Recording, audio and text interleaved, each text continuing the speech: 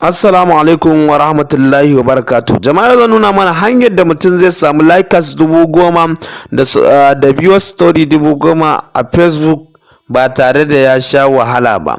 Don ganin wannan hanyar ka biyo ni har ƙarshen wannan bidiyon, ina roƙonka idan kai sabo ne a wannan channel mai suna Karkumata, ka taimaka ka danna alamar subscribe, sannan ka danna alamar kararrawa ka zaɓi all. Hakan shine zai ba da dama da zarar mun sake sabon bidiyo a sanar da kai. Sannan ka danna alamar like kai share ga sauran abokananka domin su ma su gani su amfana. Da farko da zamu zo mu nemi Facebook, ko Facebook normal ko Facebook lite. To bayan Facebook ya buɗe ma, zaka nan wajen ne, in ka shiga Facebook ya buɗe ma wannan fuskar, zaka zo nan wajen like nan guda uku na ɓangaren dama. Bayan ka danna like nan guda uku, zaka yi ƙasa ka je ka nemo wajen a setting and privacy, gashi nan shine last in ka zo ka. To bayan ka danna wajen setting and privacy, sai ka je ka nemo wajen da aka sa settings. Bayan ka nemo wajen da aka sa settings, sai ka yi ƙasa can, za ka ga wajen da aka sa post. Za ga wajen da aka sa post, so wajen nan sai ka zo shi ma ka danna shi, ka yi clicking nashi kamar haka. Bayan ka danna wajen da aka sa post, sai ka je zai nuna ma wannan fuskar da kake gani, who can see your future post.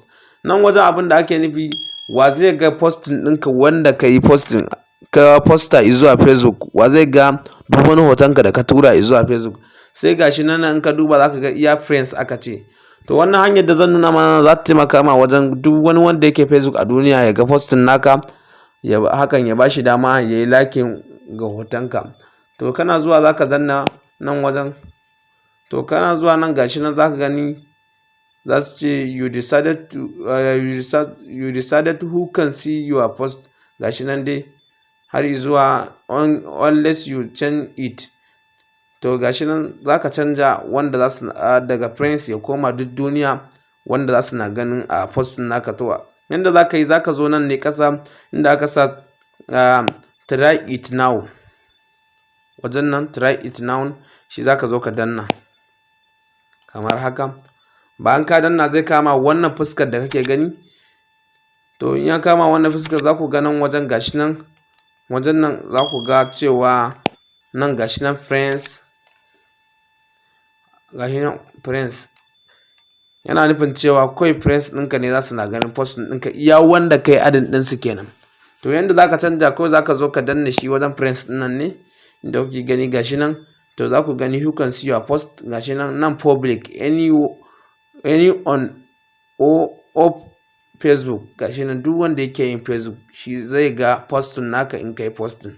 Nan kuma friend estate, gashi nan abokananka iya wanda ka zaɓa su za su na ganin postin nan naka. Nan kuma your friend, nan kuma abokananka duk wanda kai adin ɗinsa shi zai ga postin naka. In kuka gani gashi nan public shine duk duniya za ana gani postin naka. Nan kuma your friends, abokananka shine na biyu, iya abokananka duk wanda kai adin nashi.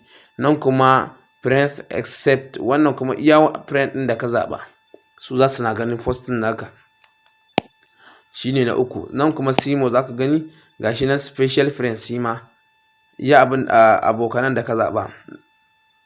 Nan kuma only me, kai kaɗai ne zaka na ganin postin ɗinka da kai. To mu abin da za mu yi a nan wajen, za mu zo mu zaɓi public ne. To bayan mun zaɓi public, sai mu yi back kamar haka. Yanzu mun gama da ɓangaren posting.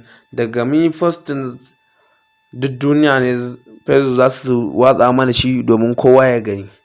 To sai mu koma back, muka yi back, yanzu ba za mu yi posting ba, discard, ba za mu yi back. To yanzu shi kenan mun seta Facebook ɗinmu daga kan friends zuwa a public. Sai kuma story, gashi nan who can see your story.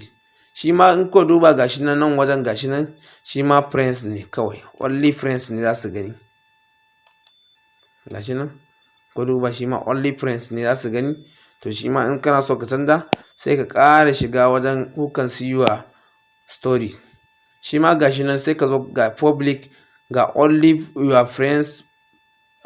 To wannan iya kawai wanda kai adin nasu ne za su gani. To abin da za ka yi, kawai za ka zo ka danna nan wajen public. zaka zo ka danna ga hinan change, zai baka dama ya ce maka change, ka yadda kai ne zaka change sai ka sa change. To yanzu shikenan ka canja shi zuwa daga abokanai zuwa duniya, kowa zai ga post naka. Hakan shine zai ba dama kowa ya ma liking kuma kowa ya ga story naka.